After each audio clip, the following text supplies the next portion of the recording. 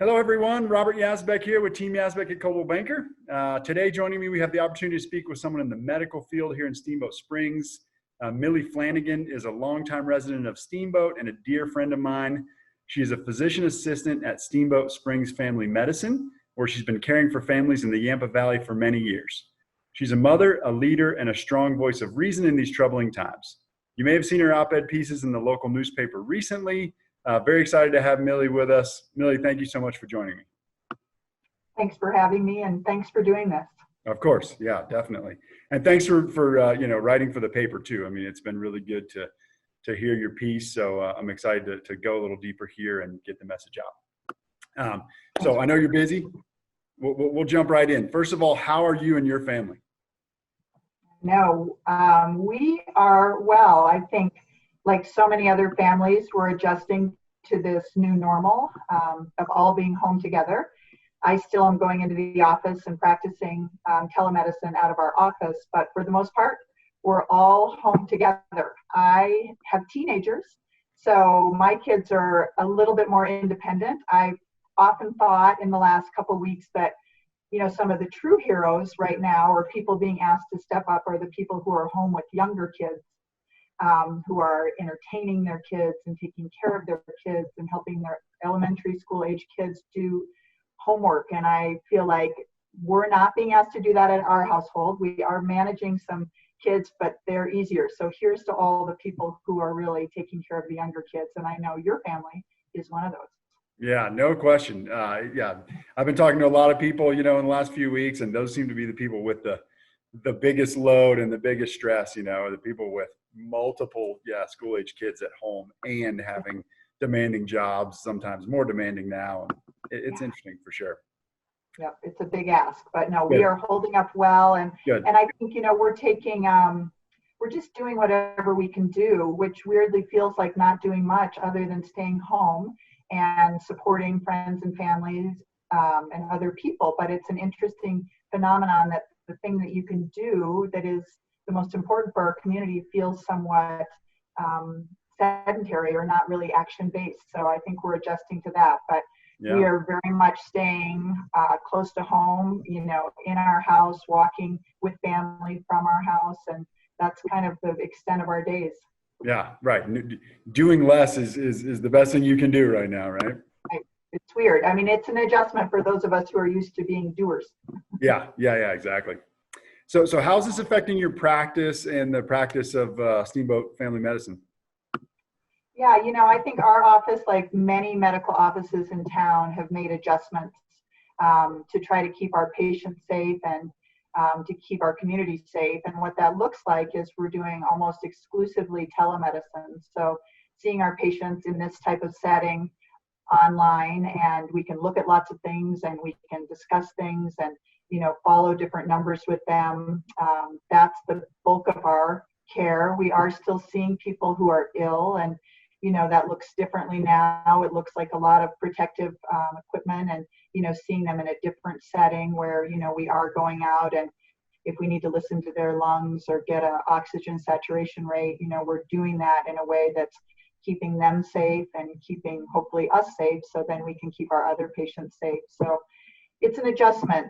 We're family practice, so we're not in the thick of it as of yet. I look at the people in the hospital, who are on the front lines there, and, I know they're doing their work right now, and they're, really being impacted. And in family practice, we're taking care of people, but we're not on the front line as of yet. I think if things do shift and, this does become, more of a peak in Steamboat, then we'll be asked to hopefully, step in and help out. Yeah. But you guys are having to change the way you see patients right now, right? I mean, did I hear correctly that if somebody's sick, they're not coming in the office, right? We're not bringing our patients directly into the office for fear of other patients who might come in with something different, say chest pain or something that, we would need to work up, because we want to work up whatever we can and keep people out of the ER. So in order to keep our office safe for patients who need care, we're trying to see our sick patients in a different setting, which for us, we've worked out that we are seeing those patients out in the parking lot. which is empty, and we can go out there with protective equipment on and see them in a way. And these recommendations all came from the CDC, that we're trying to keep those two populations very, very separate. So, and then making sure we're not the link between those two populations. So, protective equipment is a commodity right now. We're being very careful with how we're using it, but we're, trying to be really sure that we don't cross-infect our patients or put anybody at risk. So we want to make coming to the doctor's office a safe thing to do still for our patients. Yeah, that's incredible. So you guys are definitely having to adjust. You're already feeling the effects of it, and that's interesting that you're gearing up and planning to be there ready if we do kind of have a bad spike here in Steamboat. Mm-hmm. So what are you doing to cope and adjust, and pivot both personally and professionally? Yeah. I think one thing, I've run the gamut on so much of this. I think early on, I just took in all the news and, wanted the information, and that felt somehow, I don't know, reassuring to know more. I think in the last couple weeks, I've realized that maybe all of that news and all of that information 24/7 is too much, to process for any of us. So I think for myself, and I would recommend for my patients and for other people that we don't need to be 24/7. We're not really equipped in our brains to process all of that. And so for myself, I'm picking a couple news sources that I trust and that I feel that aren't sensationalized and are getting me good information. One of them being the Colorado Department of Health site. I use that, daily to kind of look at what's going on in Colorado. The pilot, I feel like, is doing a great job. So I use that source, and then one other national source. But I'm really picking and choosing how much news I'm taking in. And I don't want to bury my head in the sand, but I also don't want to become frozen in the face of that. So that's one thing I'm doing. That's great. I'm also trying to exercise. I think, all of us in Steamboat were really lucky that, the stay-at-home order made space for people to get outside and exercise. Yes. I do feel strongly that hopefully, what we're trying to do is to keep that close to our home and just with our family. But that's been really important. And then I think just staying connected the best I can. And that looks very virtual right now, but, really being there for our friends and our friends being there for us and our community, and those connections, I feel like in some way feel stronger than ever. And so I really use that as a way to kind of fill up and keep things going. Yeah. So that's personally. And I think professionally, healthcare providers like to take care of people. And so, some of what fills our bucket, I think, is, doing that. So, I feel fortunate to be able to come to work and, be there for people and talk to people when they have a cold or somebody in their family is sick, and, just helping them navigate what that looks like. So that's, I think, the things, professionally, staying safe, keeping patients safe, but still being able to communicate with my patients is what keeps me, feeling filled up. Yeah, that's incredible, and so apparent as you see, even on the news and on social media and everywhere, what healthcare providers are doing and stepping up. I mean, it's like, you guys are built for this, and this is why you got in the business, and the profession. It's just the spirit of it is so obvious that gives you great purpose to serve. Well, I look at people who are really out there, the ER docs and, the nurses and all of the other staff and the cleaning staff and all the people in, these settings that are just putting the needs of others before their own. And, I think that expands to the people checking out our groceries. I mean, I have a friend whose son, does that, and it's, it's scary to send your child into the face of that every day. And, and I look at the people in our county, I'm astounded, by the leaders in our community and how they are stepping up to create the plan for Steamboat and taking care of Steamboat, and, all the people volunteering their time and energy to, get that information out there and protect our community. I mean, it is, it can be, I'm humbled by just looking at the number of people in this world who are stepping up. Yeah, no question about it. I love what you said in the paper that, you can't imagine a better community to be going through this with, and that definitely rings true. I mean, we're at risk because we are in Colorado and people come here, and we're a mountain town and people fly in. And so that is somehow, increased our numbers compared to the rest of the nation in some ways for separate from kind of on the two coasts. And so we're unique in that, it is concerning. The numbers in Colorado are concerning. And I feel like, our strength is also that we have to meet that challenge with the other piece, which is we are a very united community, and we come together and, we take care of our own. And I think that's what we need, all of us, in the Yampa Valley to do right now, is to say, okay, it's about the bigger picture, not about me or my family right now, but like, what can we do to protect our whole community? That's right. That's right. So that's perfect segue into the next question. What does the local community need to know about this that will, how this will affect us right here in Steamboat Springs that might inspire them to take it a little more seriously? Yeah. I mean, I think all of us are coming at it from, our own perspective, and we all get information in a different way at a different time. I think Steamboat is doing an amazing job. I think people in this community want to do the right thing, and I see that time and time again. I think the things that we can do and to remember, are a couple things. The stay-at-home order truly is critical, and it is the most critical thing that needs to happen. We are not doing testing. We don't have the testing available. We're very, very restricted in who we can test right now. So that's not what we can rely on. So really what we need to do is to make sure that this doesn't spread from person to person or family to family. And so, that stay-at-home order, I think if you recap it, it says, only leave your home when, I can't even think, essential or necessary. And I think all of us need to take that seriously. And I think if we think on an individual basis about this, we think, well, I could just go see that one person and that would be okay. And we're still doing a good job. And people are. But I think if then you kind of cast the net a little wider, the same goes is, well, we could just go on this trip and, or we, if we think individually, it all seems very safe and benign. But then if you take that and times that by 100 people who might want to do that, or 500 or 1,000, yes, at that point, we're losing the benefit of the stay-at-home order. So right. It's a very odd mindset to shift into, because we feel like we're doing the right thing by limiting ourselves. Yeah, but the reality is it needs to be 100%.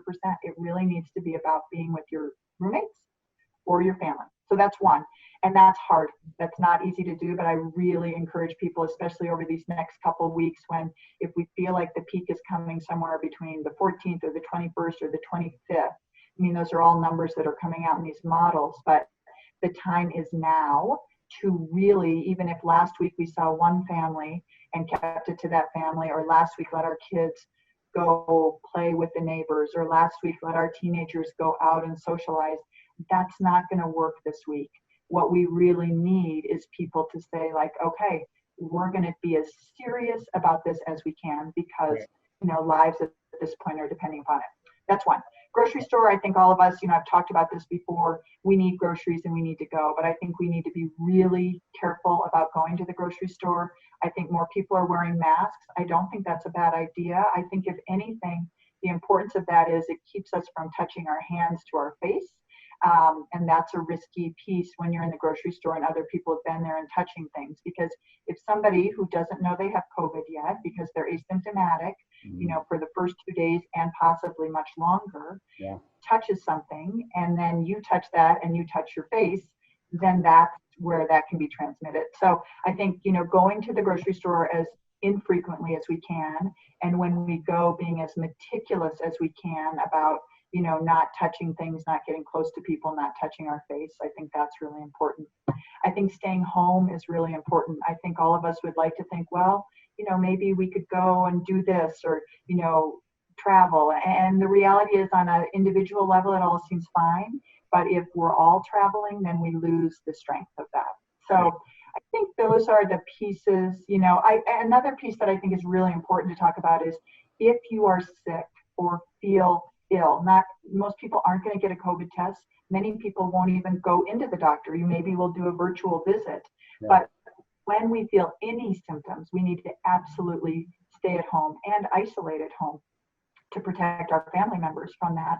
And then along with that comes that our family members, and this is hard, but our family members then who have been exposed to us and maybe don't have symptoms, they need to quarantine at home for 14 days. from our onset of symptoms.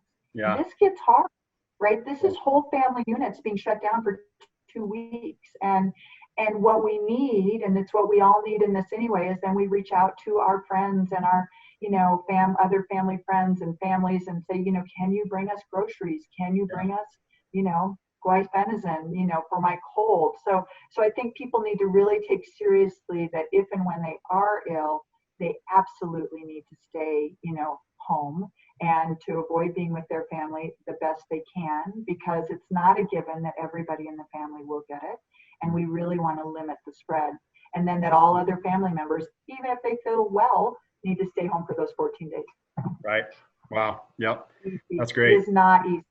Not easy. You're right. Yeah. But when you look at those graphs that say, if you take one person out of the equation and then that person doesn't spread it to 3 people and then that doesn't, spread exponentially.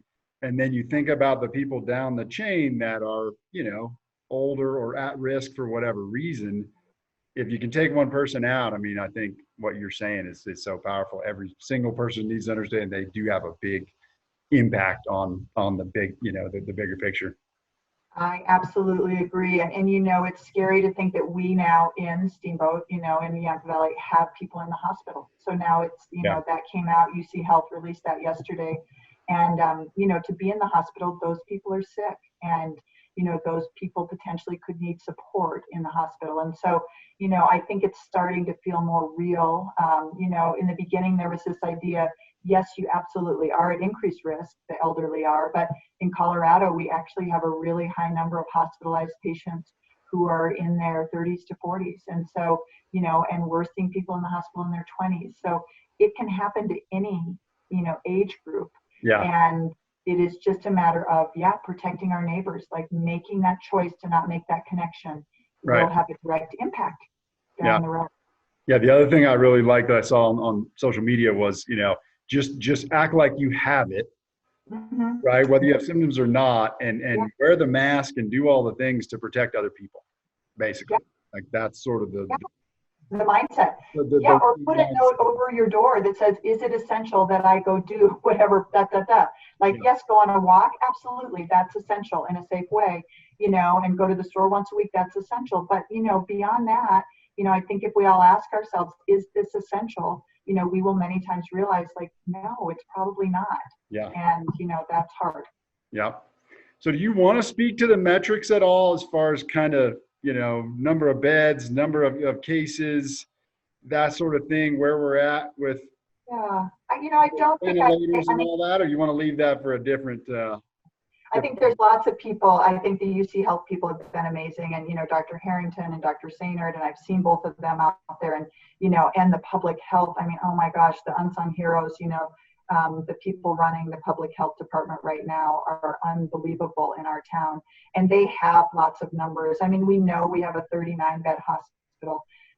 We know we are part of a bigger hospital system, and that will benefit us. But all of us, all of Colorado, our hospital included, none of us have enough of whether it be the personal protective equipment or the ventilators that we need. And Governor Polis, just requested from the vice president that, Colorado is really in need of more support. Our numbers are rising disproportionately. And in his letter, he talked about how in Colorado, our death rate is rising. In his letter, he said faster than other places in the country. So it's not the numbers. What we need the numbers for is to make us realize this is real and it really matters. I think we're used to in our world that there's an answer to everything. There's an answer if we're sick. There's an answer. And the scary part about right now or the concerning part rather, is, there aren't good answers further down the line if this all hits at once. And that doesn't mean we're powerless, and it doesn't mean we have to get frozen in fear. We don't. But what it does mean is we have to do what we can. And what that looks like is just what you said, whether it be acting like you have it or, holding yourself to the highest of standards right now for staying isolated and protecting yourself and, using the stay-at-home order as your, mantra. That's what we do. And if we do that in the Yampa Valley, I really feel like we have a chance to, manage this and hopefully save lives. Absolutely. Yeah. And now's the time to take it seriously. And another thing you said in the paper is it's game time, right?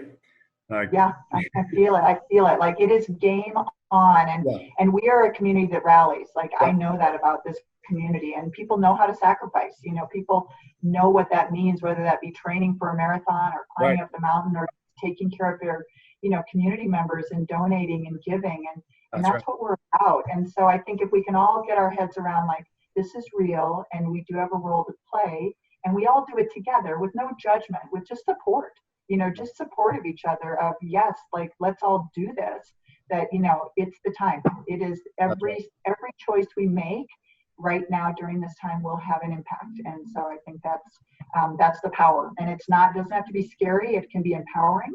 Yeah. And I think that's where we have to stick with it. Well said. So, last question for you.